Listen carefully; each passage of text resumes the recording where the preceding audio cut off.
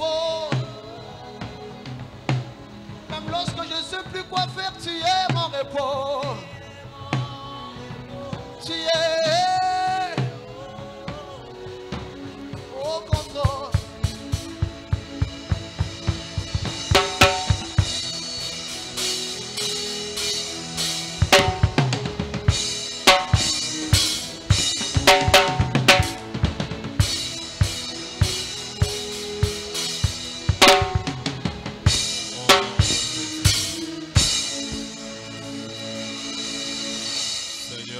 Remercions ce soir. Nous savons que tu es au contrôle et tu es notre repos. Nous te bénissons ce matin. Merci pour ta présence. Parle-nous. Instruis-nous. Recadre-nous ce matin au travers de ta parole, au nom de Jésus. Nous avons prié. Quelqu'un acclame le Seigneur fortement.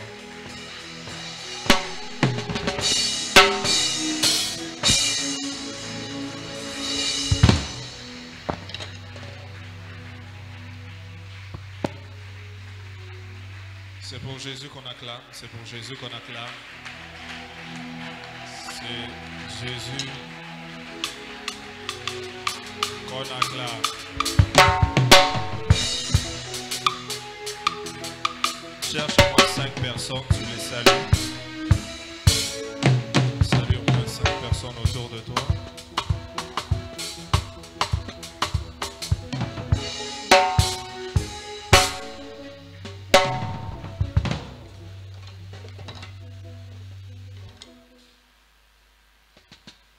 Gloire au Seigneur. Amen. Alléluia. On se lève, nous allons lire la parole de Dieu.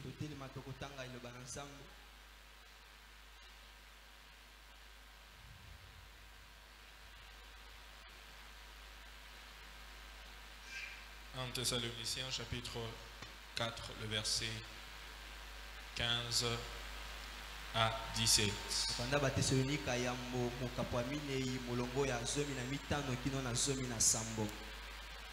1 Thessaloniciens chapitre 4, le verset 15 à 17. La Bible dit ceci: voici en effet ce que nous vous déclarons d'après la parole du Seigneur. Nous les vivants, restés pour l'avènement du Seigneur, nous ne dévancerons pas ceux qui sont morts, car le Seigneur lui-même a un signal donné à la voix d'un archange, et au son de la trompette de Dieu descendra du ciel, et les morts en Christ ressusciteront premièrement. Ensuite, nous les vivants, qui serons restés, nous serons tous ensemble avec eux sur des nuées, à la rencontre du Seigneur dans les airs, et ainsi nous serons toujours avec le Seigneur. Parole de l'Éternel. Amen. Tu peux t'asseoir. Nous avions commencé une série d'enseignements sur l'enlèvement de l'Église. Aujourd'hui, partie 3. Si vous avez manqué la première partie et la deuxième, c'est disponible sur YouTube. Vous pouvez aller écouter. Mais la dernière fois, nous avons parlé de qui seront enlevés. Qui seront enlevés? L'enlèvement de l'Église est une réalité. L'enlèvement de l'Église est une réalité. Nous serons enlevés. L'Église sera enlevée. Alléluia. Amen. Alléluia. Amen. Et nous avons dit premièrement que ceux qui seront enlevés sont ceux qui aiment le Seigneur. Ceux qui aiment le Seigneur. Nous avons dit que l'un des signes de l'amour, c'est lorsque tu sais te sacrifier pour quelqu'un. Cela démontre l'amour que que tu as pour cette personne-là. Et je vais continuer ce matin. Qui sera enlevé? Deuxième catégorie des personnes qui seront enlevées. Ceux qui auront persévéré. Matthieu chapitre 10, le verset 22. Gédéon, tu m'as abandonné. Gédéon est où? Qu'il vienne m'accompagner au piano. Matthieu 10, 22. La Bible dit ceci. Vous serez haïs de tous à cause de mon nom. Celui qui persévérera jusqu'à la fin sera sauvé. Celui qui persévérera jusqu'à la fin sera sauvé. Ceux qui auront persévéré. Apocalypse chapitre 3, le verset 10.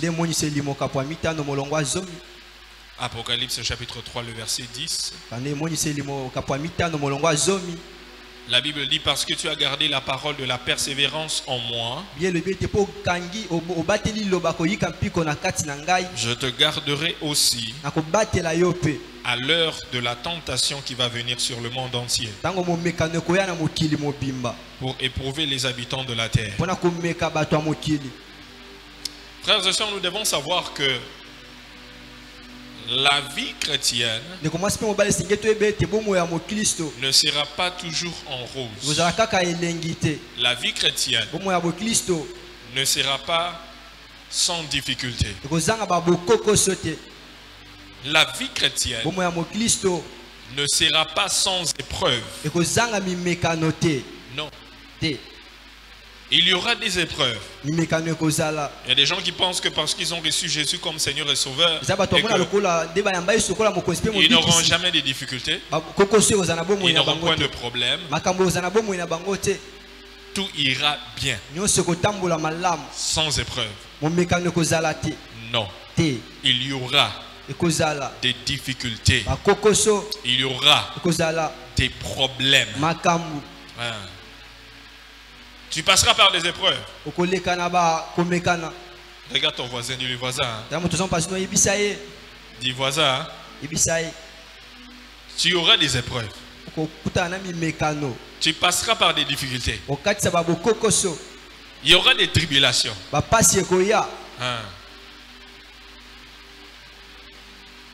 C'est une réalité. Pourquoi? Parce que Jésus nous l'a dit. Jean chapitre 16, le verset 33. Jean 16, 33.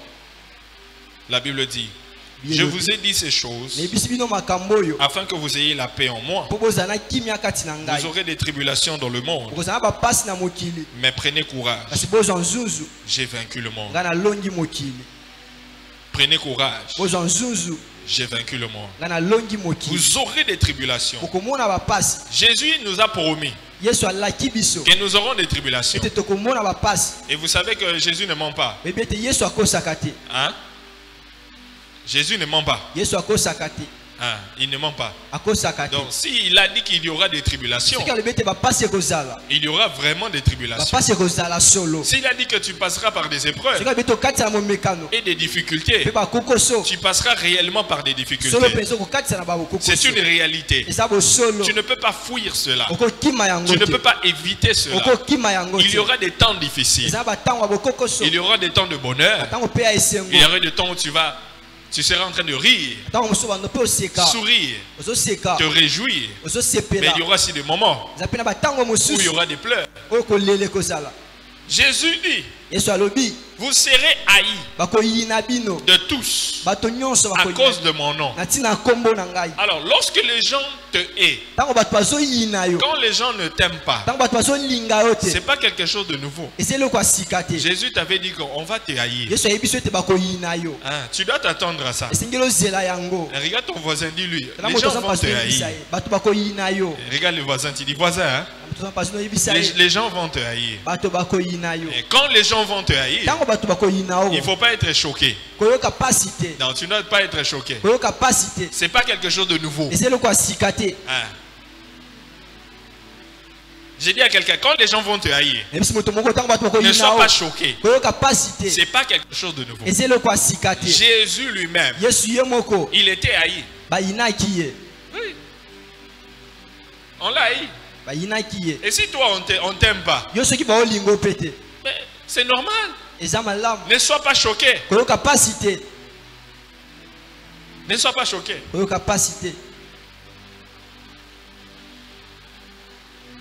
Et puis l'une des choses, c'est qu'il ne faut pas vouloir que faire tout pour que tout le monde puisse t'aimer.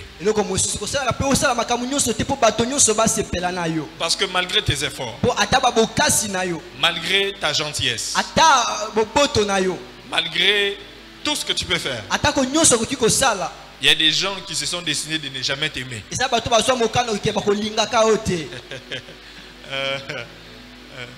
Malgré tout ce que tu peux faire, il y a des gens qui se sont décidés qu'ils ne vont jamais t'aimer. Hein? Alors quand il y a des gens qui sont décidés qu'ils ne vont jamais t'aimer, toi il ne faut pas essayer de faire en sorte que ces gens-là puissent t'aimer, tout ça, tu veux que tout le monde t'aime. Non, c'est une erreur, c'est une erreur. Parce que la réalité est que tout le monde ne t'aimera pas. Amen. Il y a des gens qui vont t'aimer. Il y a des gens qui ne vont pas t'aimer. Il y a même des gens qui ne vont pas t'aimer même s'ils ne te connaissent pas. Mais ta figure là seulement ça ne les plaît pas. Ta figure là seulement ça ne les plaît pas. Mais toi tu vas forcer les gens qui puissent t'aimer. Pourquoi? On a haï Jésus. Et si lui on l'a haï. Et toi? Et toi? Si on t'a haï,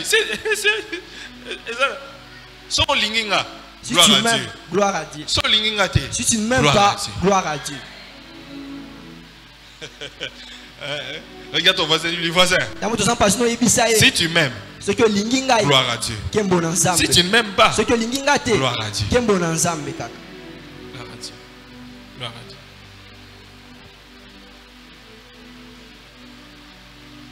Et il y a certaines personnes qui pensent que parce qu'ils passent par ces épreuves-là, et que ce sera pour toujours. Ça va durer pour l'éternité. Non. Jésus a dit que nous passerons par des épreuves. Mais ça ne veut pas dire que ces épreuves seront éternelles. Non, les épreuves ne seront pas éternelles. C'est juste pour un temps. C'est juste pour un temps. On est en train de t'éprouver. On est en train de te tester.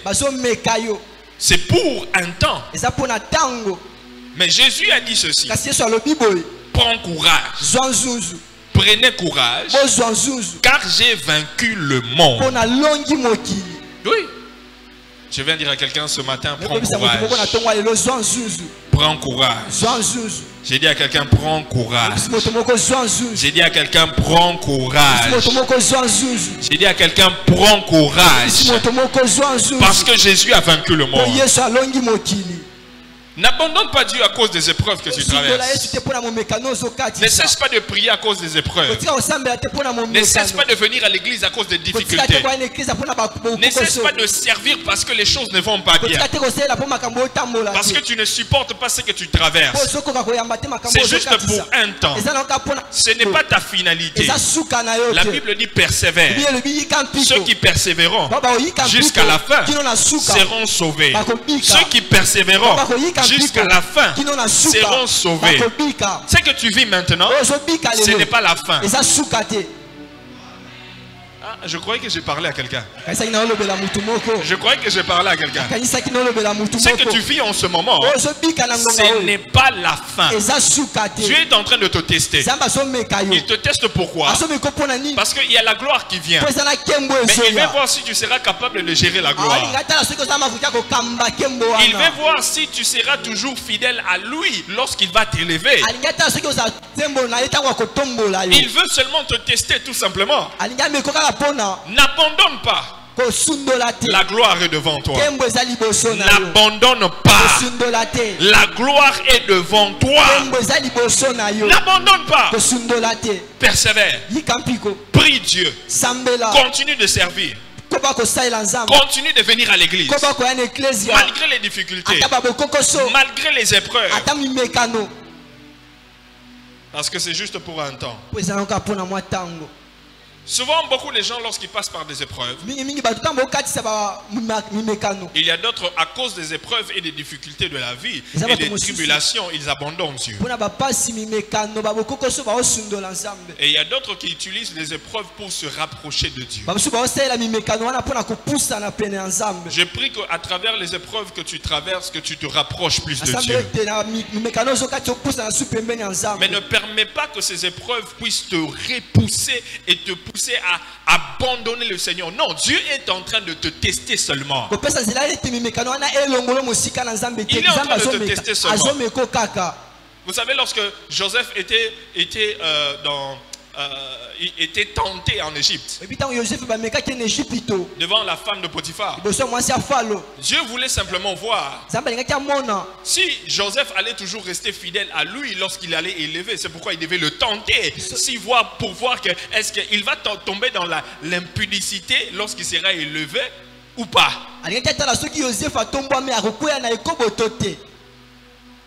Certaines épreuves sont juste des tests.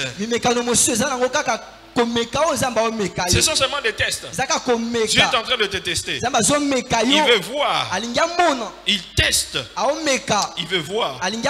Mais n'abandonne pas. Que ce que tu traverses puisse te rapprocher encore plus de Dieu. Plus de Dieu. Vous savez, lorsque la gloire descend sur quelqu'un, la gloire ne change pas quelqu'un. Mais la gloire et l'élévation révèlent seulement la vraie nature de la personne. C'est ça? La gloire ne change pas quelqu'un. La gloire révèle la vraie nature de la personne. L'argent ne change pas quelqu'un. L'argent révèle seulement la vraie nature de la personne. Vous allez voir quelqu'un qui n'avait pas l'argent maintenant qui est béni. Et quand il est béni, vous allez lui demander l'argent, il ne veut pas donner. Ah, vous dites, mais Mouto Banda, comment Maboko Makasi? Non, ce n'est pas que Akomi Maboko Makasi. Azalaka naende Maboko Makasi. C'est que Mbongo Zalakati. Ouais, amen. En fait, l'argent n'est qu'un amplificateur de ce que tu es réellement. Oui, l'argent n'est qu'un amplificateur. Vous allez voir quelqu'un lorsqu'il n'avait rien, il ne donnait pas. Mais dès qu'il a eu l'argent, il commence à aider les gens à gauche, à droite. Il donne facilement. Il avait déjà la capacité de donner. Il était libéral. Mais ce qui lui manquait, c'était l'argent. Maintenant qu'il a l'argent, vous sentez qu'il est libéral. Il donne facilement. Et tu te dis que depuis que la personne a l'argent, il donne facilement. Non, il donnait facile. Il avait ce bon cœur là depuis. Ce qui lui manquait, c'était l'argent. Ce qui lui manquait, c'était l'argent. Vous savez que l'argent peut rendre quelqu'un beau. Hein? Hein? Tu vois pas quelqu'un qui était moche là, quand il a l'argent, n'a rien changé. C'est pas vrai. Vous n'avez jamais vu ça? Ou bien c'est seulement mon constat? Vous n'avez jamais vu ça? Hein? Qui a déjà vu ça? Qui a déjà remarqué ça? C'est ça. Et Dieu va seulement te tester. Et vous savez, la manière dont tu réagis aux épreuves révèle trois choses. L'état de ton cœur, la qualité de ta foi et la connaissance que tu as de Dieu. La manière dont tu réagis face aux épreuves détermine trois choses. L'état de ton cœur, la qualité de ta foi et la connaissance que tu as de Dieu. Quelle connaissance as-tu de Dieu? Quel est l'état de ton cœur? Parce que pendant les épreuves, c'est ton cœur là, l'état de ton cœur sera révélé. Pendant les tribulations, regarde ton voisin, pose la question. Quel est l'état de ton cœur? Quel est l'état de ton cœur? Mais cela sera révélé pendant les épreuves. Pendant les épreuves. Vous savez, celui qui ne sait pas se maîtriser pendant que Dieu est en train de le tester n'est pas qualifié pour la gloire à venir. Je répète, celui qui ne sait pas se maîtriser pendant que Dieu est en train de le tester, pendant que Dieu est en train de l'éprouver, se disqualifie de la gloire à venir. Tu te disqualifies de la gloire. Tu dois savoir te maîtriser. Tu dois savoir comment réagir pendant les épreuves. Quelqu'un entend ce que je dis? Quelqu'un comprend ce que je dis?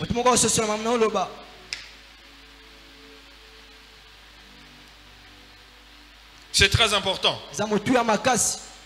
Regarde ton voisin, dis-lui voisin. Hein? Comment te comportes-tu quand tu es éprouvé?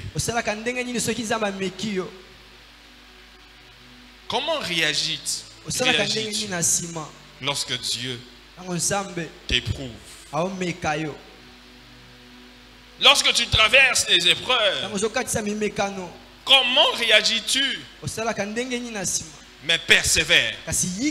Parce que Dieu est en train de... Il va venir prendre. L'Éternel va venir enlever. Jésus va venir enlever. Ceux qui persévèrent, n'échange pas ta gloire. N'échange pas ton avenir avec quelque chose de temporaire. Non.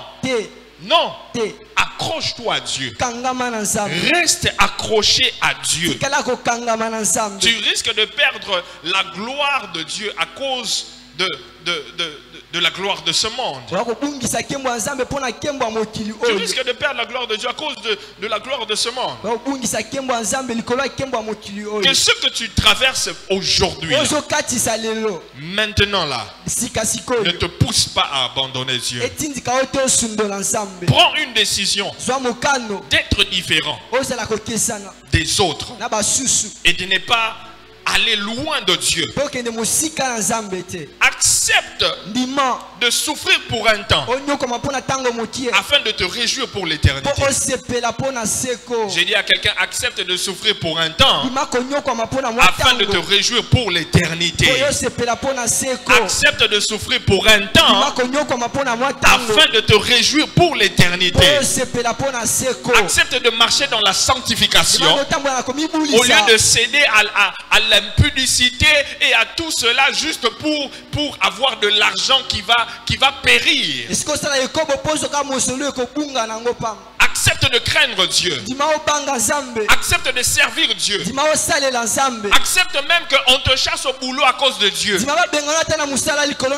Parce que tu veux rester accroché à ce Dieu-là.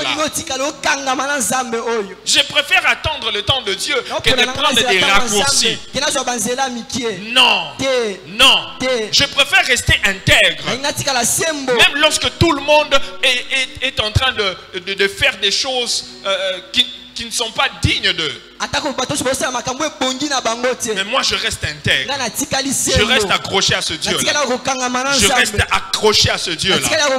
Je continue à servir Dieu. Je continue à venir à l'église. Même si on me dit que je suis une personne démodée. Tu es démodé. Parce qu'il y a des jeunes qui sont en train de faire les choses de la vie. Mais toi tu es en train seulement de craindre Dieu. Tu es démodé. Toi tu n'es pas dans la mode. Non, je préfère ne pas être dans la mode, mais ne pas rater l'enlèvement. Je ne sais pas si je parle à quelqu'un.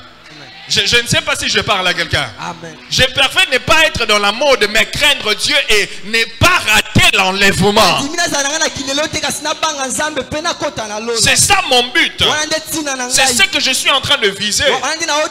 C'est ce que je suis en train de viser. Ce n'est pas la gloire de ce monde. Non, ce n'est pas la gloire de ce monde. Regarde ton voisin, dis-lui voisin. Accepte de souffrir pour un temps afin de te réjouir pour l'éternité. Accepte de souffrir. Pour un temps seulement. Afin de te réjouir. Pour l'éternité. Ah. On dirait que ses voisins n'ont pas compris. Cherchez notre voisin. Dis voisin, c'est comme si tu comprends. Dis voisin, accepte de souffrir pour un temps. Afin de te réjouir pour l'éternité. Je souffre pour un temps aujourd'hui, mais ce n'est pas que je vais rester comme ça pour toujours. Non, c'est juste pour un temps. Ouais, c'est juste pour un temps. J'ai dit à quelqu'un, c'est juste pour un temps.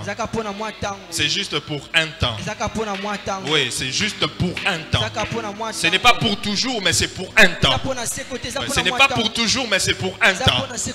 Parce que je sais que c'est pour un temps, je reste accroché à ce Dieu-là. Vous savez, vous devez rester accroché à Dieu. Même lorsque les gens vous disent que depuis que tu as commencé à prier, ce Dieu-là ne répond pas. Mais je prie que nous puissions avoir une génération de serviteurs. Une génération de chrétiens qui ne vont pas fléchir devant Baal. Qui ne vont pas fléchir devant Baal. Qui ne vont pas fléchir devant Baal. Une génération de jeunes qui vont dire que moi je ne serai pas comme les autres jeunes. Moi je ne vais pas faire comme les autres jeunes. Moi je vais rester différent. On va te dire que depuis que tu pries, rien ne change dans ta vie. Depuis que tu as reçu les prophéties, on ne voit pas l'accomplissement des prophéties. Ta vie est toujours informe et vide. On voit que tu ne changes pas. Ta santé n'améliore pas. Tes affaires n'améliorent pas. Ta vie là n'a pas d'avenir. Tu ressembles à quelqu'un qui n'est rien. Mais toi tu dois les répondre. Je ne vais pas fléchir les genoux devant Baal. Je reste accroché à Dieu. Nous savons que le Dieu que nous servons, il va nous délivrer de la fournaise ardente. Oh, ça ce sont des personnes comme Shadrach, Meshach, Abednego. Ils vont dire que nous savons le Dieu que je sers, le Dieu que je sers va me délivrer. Il va me délivrer. Moi je ne vais pas entrer dans la sorcellerie. Je ne vais pas entrer dans la fornication. Je ne vais pas entrer dans la magie. Je ne vais pas faire les choses comme les autres. Je m'accroche à Dieu. Je m'accroche à Dieu. Parce que je sais, il va me délivrer. Si vous voulez nous jeter dans le feu, jetez-nous. Jetez-moi dans le feu. Si vous dites que tu dois abandonner ton Dieu là pour que je te donne l'argent, reste avec ton argent. Moi je vais être collé, serré, cimenté avec ce Dieu-là. Garde ton argent, garde ton travail, garde tes opportunités. Moi, je reste attaché à ce Dieu-là. Jetez-nous dans le feu. Vous allez découvrir quel est le Dieu que je sers. Jette-moi dans le feu. C'est alors que tu vas découvrir. On l'appelle le feu dévorant. C'est dans le feu que tu vas découvrir l'Éternel comme étant le feu dévorant. Ce n'est pas en dehors du feu. Ce n'est pas en dehors du feu. C'est dans le feu. C'est dans le feu que tu vas découvrir que depuis longtemps, on n'était pas trois personnes. Que la quatrième personne était là. C'est dans le feu. C'est dans le feu que tu vas découvrir que les habits ne se brûlent pas dans le feu. C'est dans le feu que tu vas découvrir que l'Éternel avait dit que je fais de mes serviteurs des flammes de feu. Des flammes de feu. Okozi qui sa motote. Moto ici kakana motote.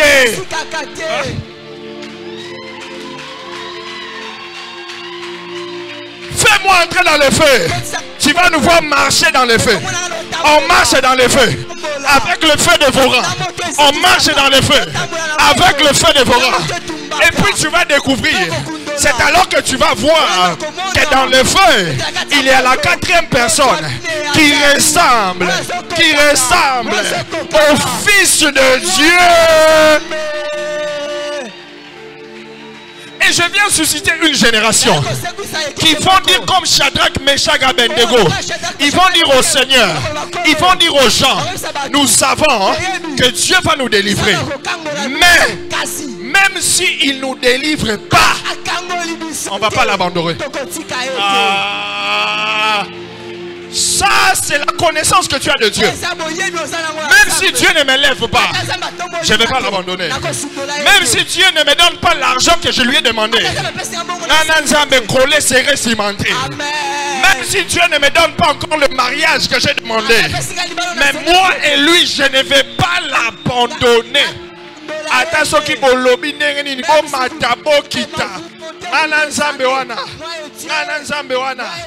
Jamais je ne veux pas abandonner. Je ne sais pas s'il y a ce genre de chrétien. Je ne sais pas s'il y a ce genre de chrétien. Je ne sais pas s'il y a ce genre de chrétien. Je suis avec lui. En janvier, je suis avec lui. En février, je suis avec lui. En mars, je le sers. En juin, je le sers. En décembre, je le sers. Si j'ai l'argent, je le sers. Si je mange, je le sers. Même si je ne mange pas, je le sers. Si j'ai le travail, je le sers.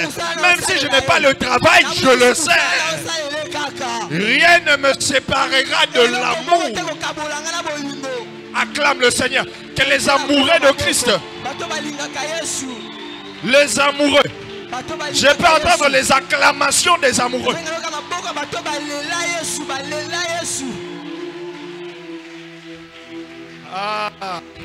Où sont les acclamations des amoureux? Je ne viens pas à l'église parce que Dieu m'a béni. Je viens à l'église parce que je l'aime. Même s'il ne m'a pas béni. Je le sais parce que je l'aime. Même s'il ne m'a pas donné. Je paye le prix qu'il faut.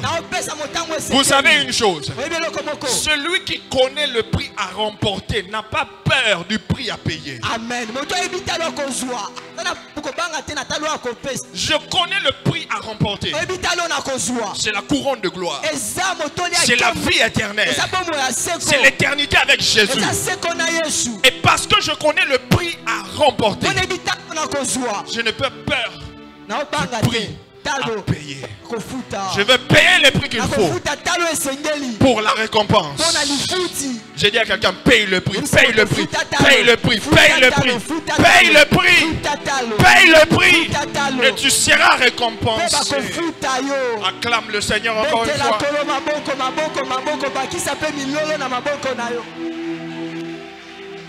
Cherche 5 personnes, tu leur dis paye le prix, paye le prix, paye le prix. Paye le prix.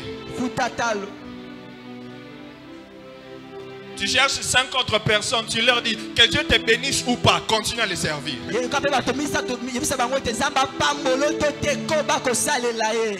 Qu'il donne ou pas, on est avec lui.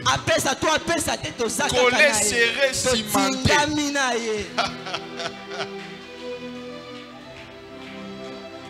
Tu peux t'asseoir.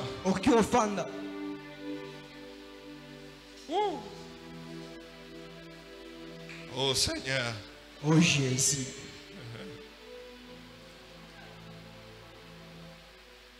Je veux que tu fasses une prière.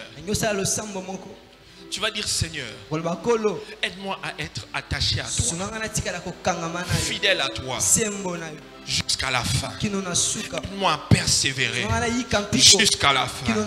En 30 secondes, élève ta voix, commence à prier. En 30 secondes, élève ta voix, commence à prier. En 30 secondes, élève ta voix, commence à prier. En 30 secondes, élève ta voix, commence à prier. Tu dis Seigneur, aide-moi à rester attaché à toi, à persévérer. Même si tu m'as donné ce que je t'avais demandé, même si tu ne m'as pas encore donné ce que je t'ai demandé, Éternel, je veux rester attaché.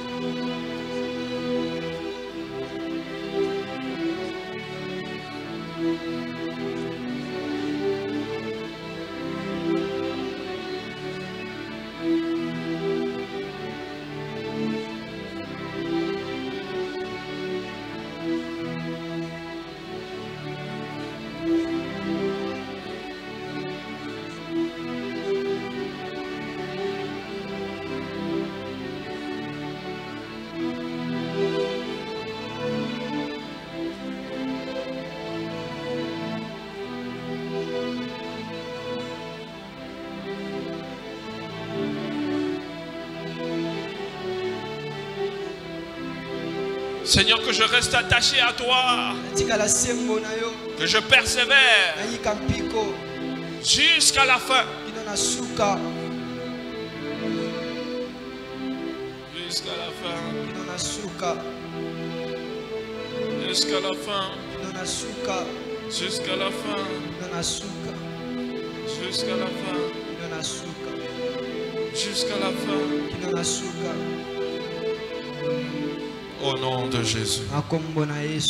Tu peux acclamer le Seigneur une fois de plus.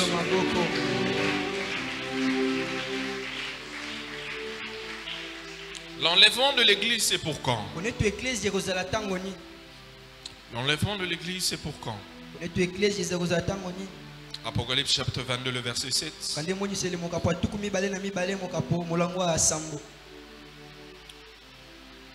Apocalypse 22, 7.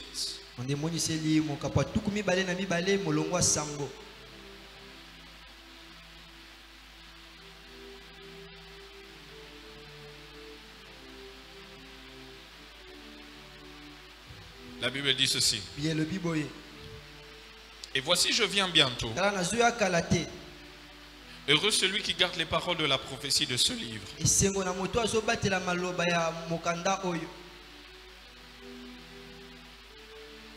Et voici, je viens bientôt.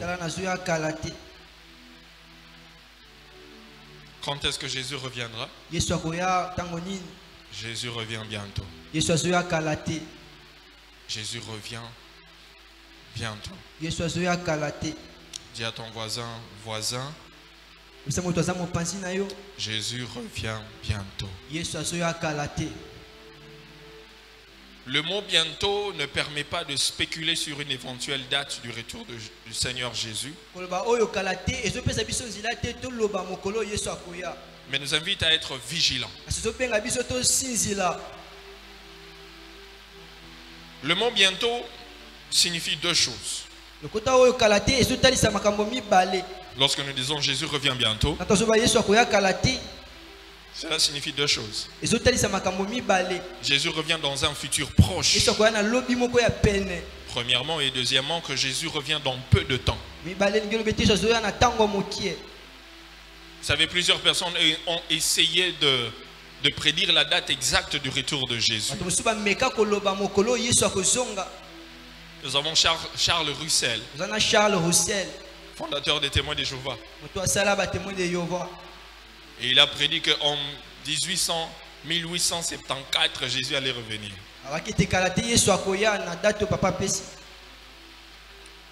Et quand ça ne s'est pas fait, il a dit qu'en 1914, Jésus allait revenir. Ça ne s'est pas fait. Je pense que nous sommes en 2023.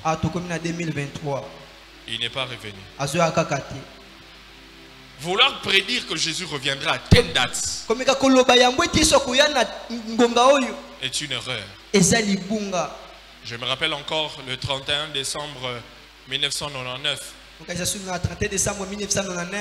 Combien les églises étaient pleines. Je pense que ce jour-là, les bars avaient fait faillite. Et les boîtes de nuit. Parce que tout le monde était dans l'église. Et tout le monde avait peur que le 1er janvier de l'an 2000, Jésus allait revenir. Et Jésus n'est pas revenu. Quand est-ce que Jésus reviendra? Jésus lui-même a dit dans Matthieu 25, 13. Matthieu 25, 13. Veillez donc, puisque vous ne savez ni le jour ni l'heure. On ne connaît pas le jour, on ne connaît pas l'heure. Personne ne sait. Mais nous devons veiller. Nous devons veiller. Pourquoi? Parce que Matthieu 24, 44.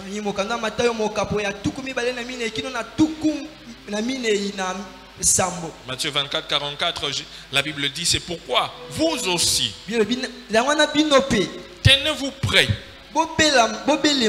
car le Fils de l'homme viendra à l'heure où vous n'y penserez pas. Ah. Jésus reviendra à l'heure où tu n'y penseras pas. Mais je prie que le jour de l'enlèvement, que lorsque Jésus reviendra, qu'il te trouve toujours enraciné en lui. Qu'il te trouve toujours engagé dans l'œuvre de Dieu. Que lorsque Jésus reviendra, qu'il te trouve toujours attaché à lui. Je ne veux pas que l'enlèvement arrive et puis ça te trouve dans des boîtes de nuit, ça te trouve dans l'ambiance, dans le monde, loin de Dieu.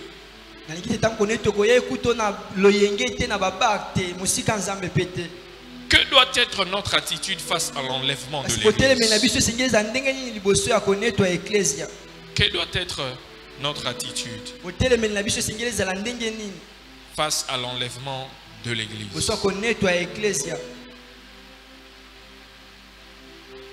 Marc 13, 33.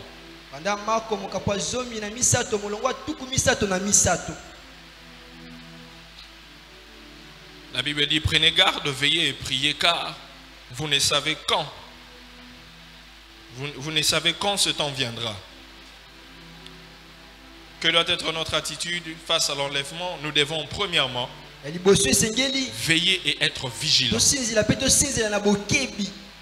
Nous devons veiller et être vigilants. Nous devons veiller et être vigilant. Dis à ton voisin, tu dois veiller et tu dois être vigilant. Tu dois d'abord veiller sur toi-même. Oui. Tu dois veiller sur toi-même. 1 Timothée chapitre 4, le verset 16. 1 Timothée 4, 16. La Bible dit, veille sur toi-même et sur ton enseignement. Persévère dans ces choses. Car en agissant ainsi, tu te sauveras toi-même. Tu sauveras ceux qui t'écoutent.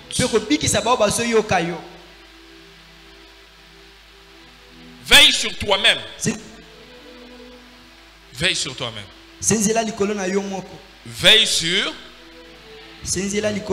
Le pasteur peut veiller sur toi, mais c'est très important que toi tu veilles sur toi-même. Parce que c'est possible de commencer avec Dieu et finir dans le camp du diable. C'est possible de commencer avec Dieu et finir dans la magie, dans l'occultisme, dans la franc-maçonnerie.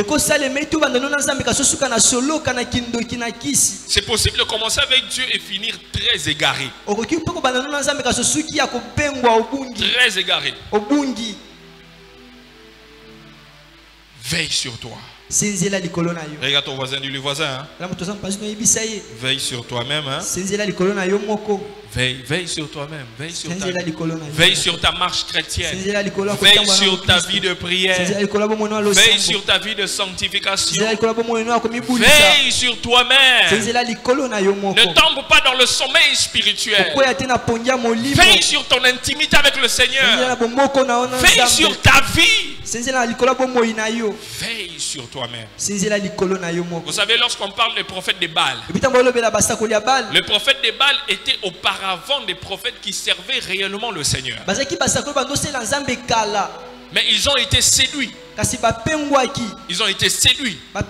Et ils sont allés, ils ont commencé à prophétiser. Ils sont devenus des prophètes de Baal. Et c'est pourquoi le prophète Élie est en train de pleurer à Dieu. Il dit, Seigneur, je suis resté le seul vrai prophète. Je suis resté le seul vrai prophète. Mais Dieu lui dit, non. Tu n'es pas resté le seul. Il y a 7000 autres qui n'ont pas fléchi les genoux devant Baal. Il y a 7000 autres qui n'ont pas fléchi les genoux devant Baal. Ma prière est que même si les gens vont aller toucher à la magie, mais toi tu ne vas pas fléchir les genoux. Tu ne vas pas fléchir les genoux. Même si les autres vont s'égarer, mais toi tu ne vas pas t'égarer. C'est là est ma prière. Mais tu dois veiller sur toi-même. Vous savez, des fois, en tant que chrétien, tu dois t'asseoir et faire un examen de conscience. Est-ce que je suis dans la volonté de Dieu? Est-ce que ce que je fais, Dieu est content? Est-ce que je suis en train de faire ce que Dieu attend de moi? Et puis, est-ce que si Dieu revenait maintenant, je serais enlevé? Est-ce que je serais enlevé? Pose à ton voisin, dis-lui, voisin, si Jésus revient maintenant, tu penses que tu vas partir?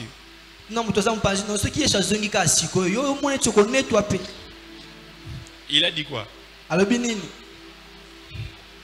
Hein? Il a dit non. Toi là qui as répondu non, il faut voir ta vie. Il faut revoir ta vie. Toi qui n'es pas sûr, va revoir ta vie. Revois ta vie. Tu connais ta vie. Moi, je ne connais pas ta vie. Mais Dieu aussi connaît ta vie. Parce que personne ne peut se cacher devant Dieu. Je pose la question. Aujourd'hui, là, si Jésus revenait maintenant, est-ce que je serais enlevé? Vous savez quoi? Je vais vous dire une chose. Il y a de ceux-là qui vont partir au premier tour. Premier tour. Le premier vol. L'enlèvement se fera en 2 temps. Il y aura de ceux-là au son de la trompette qui sont vivants. La Bible dit que les morts ressusciteront en premier. Et puis ceux qui seront vivants, nous serons transformés, nous allons rencontrer le Seigneur dans les airs. Et lorsque nous partons, lorsque l'Église part, ça sera la fin de la dispensation du Saint-Esprit et de la grâce. Et là, l'Antichrist sera en train de dominer et ce sera le début de la tribulation. La grande tribulation. C'est lui qui va dominer pendant 7 ans. Qui sera divisé en 3 ans et demi, 3 ans et demi. Et pendant ce temps-là, ceux qui sont restés, la vie va continuer. La vie va vraiment continuer. Il y aura, la vie va continuer. Les gens vont continuer à aller. C'est sûr que moi ici, je sais que je ne serai pas là, je vais partir. Mais ceux qui vont rester, vous allez continuer à venir ici mercredi, vendredi, dimanche. Mais nous ne serons pas là. Quelqu'un d'entre vous va commencer à prêcher.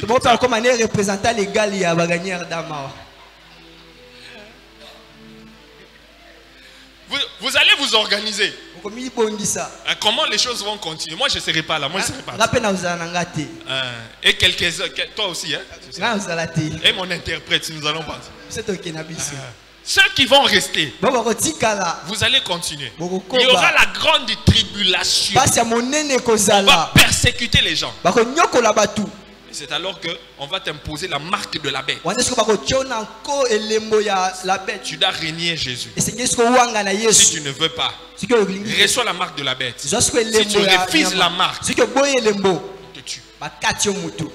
Et ceux qui vont refuser la marque, ils seront enlevé. Si vous avez premier, vous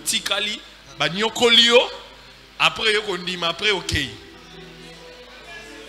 Première session. Première session. Parce que moi je suis convaincu, l'église sera enlevée avant la grande tribulation. Après la grande tribulation, c'est alors que nous là-bas, dans les airs, Jésus revient. Avec nous tous, nous revenons. On prend Satan, l'Antichrist, on les bloque, on les met dans une prison pendant 1000 ans. Et on règne avec Jésus dans son gouvernement mondial. Il va régner comme roi à partir de Jérusalem. Moi, je serai dans le gouvernement. Je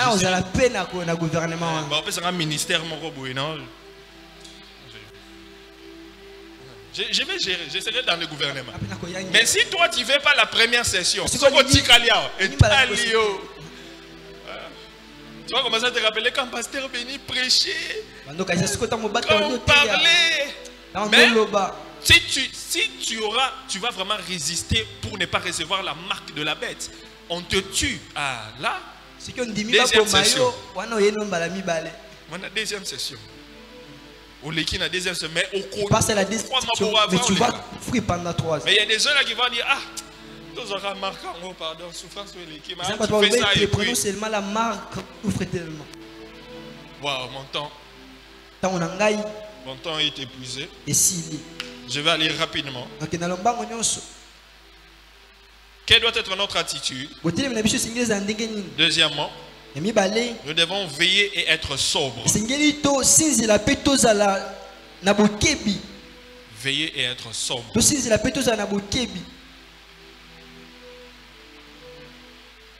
devons veiller et être sobres. 1 Thessaloniciens chapitre 5, le verset 6.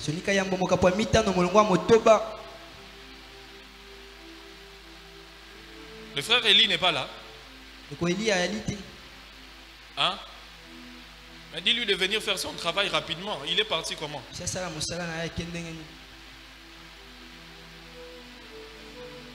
1 Thessaloniciens chapitre 5, verset 6. La Bible dit, ne dormons point comme les autres, mais veillons et soyons sobres.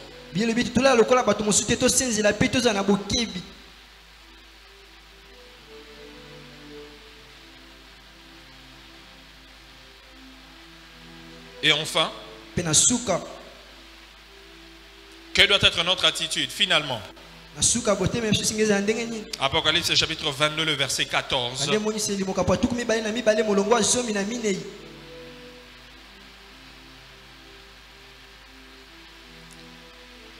Apocalypse 22, 14.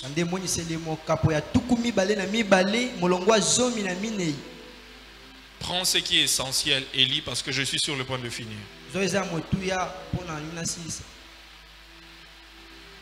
Apocalypse 22, 14 à 15. La Bible dit, heureux ceux qui lavent leurs robes afin d'avoir droit à l'arbre de vie et d'entrer par les portes de la ville. Dehors les chiens, les enchanteurs, les impudiques, les meurtriers, les idolâtres et quiconque aime et pratique le mensonge. Ceux qui pratiquent le mensonge. Le menteur, vous avez entendu hein? Hein? Les menteurs, vous avez entendu? Les menteurs, alléluia. Ici, on a dit que les menteurs n'entreront pas dans la ville. Dans la nouvelle Jérusalem. Il n'y aura pas de menteurs. Les idolâtres. Ceux qui permettent que autre chose prenne la place de Dieu dans leur vie. Hein? Les meurtriers. Ceux qui tuent les gens. Mais la Bible dit aussi que celui qui est son frère est un meurtrier. Oui. Tu es dans le meurtrier ici. Les impudiques. Dis ça bien. Encore.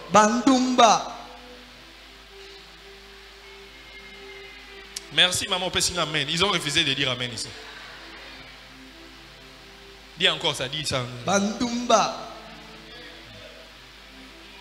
Ils ne seront pas dans la ville.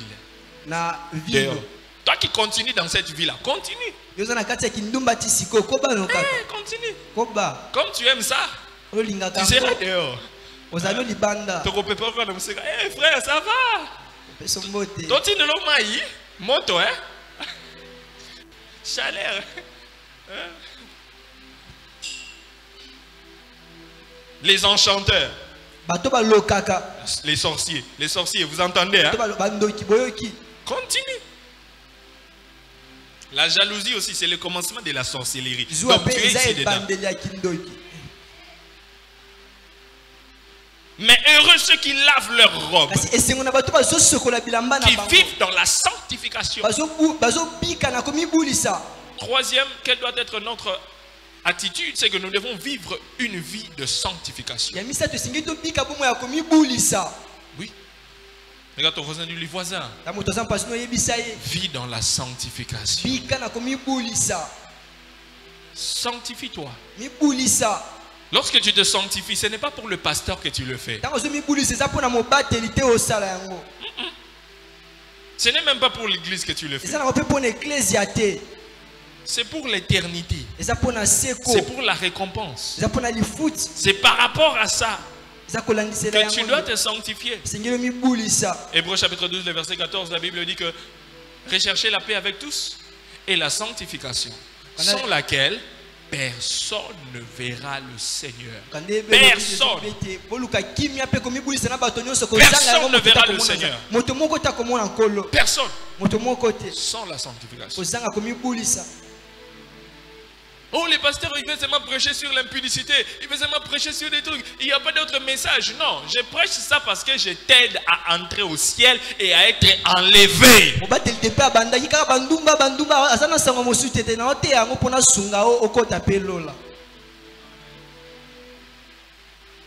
Et pour finir,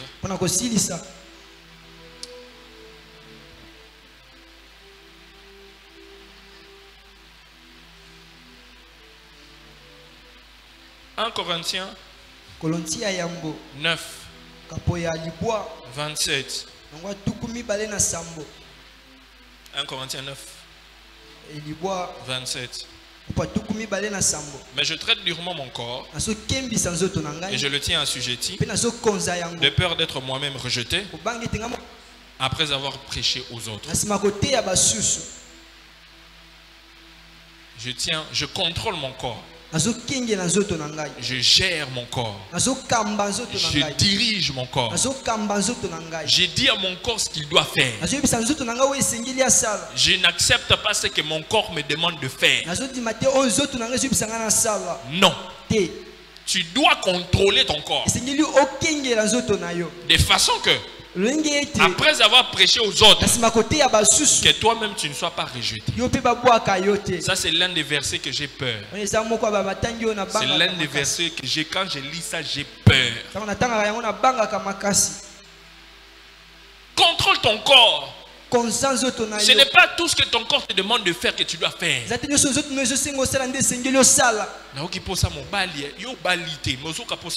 n'es pas marié mais tu as envie d'un homme. Et puis, ok, quand vous pouvez s'appeler, tu pars directement, tu pars chercher un homme. Mais tu n'es pas marié. Pour ça, nous autres. Désir de la chair. Tout ce que ton corps te demande de faire, c'est ce que toi tu fais. Pendant les jeûnes, ton corps te demande de manger. Et tu vas aussi, j'ai faim et je dois, mais tu es en jeûne et tu vas manger. Pour ça, désir de la chair. Tu dois contrôler ton corps. Tu dois l'assujettir. Tu es un esprit. Tu vis dans un corps. Tu dois savoir dire à ton corps ce qu'il doit faire. Parce que sinon, il y aura des gens qui ont accepté Jésus à cause de toi, mais le jour de l'enlèvement, tu restes et il part.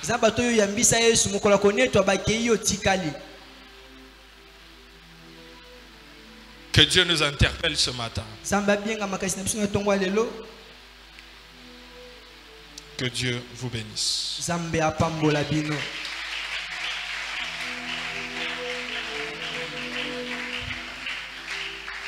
Tu te lèves où tu es. Tu vas faire une prière. Tu fais une prière. Lève-toi où tu es. Tu fais une prière. Tu dis Seigneur, Aide-moi à vivre une vie de sanctification. Aide-moi à vivre une vie qui te glorifie. Tu élèves ta voix, tu pries. Vas-y, prie le Seigneur.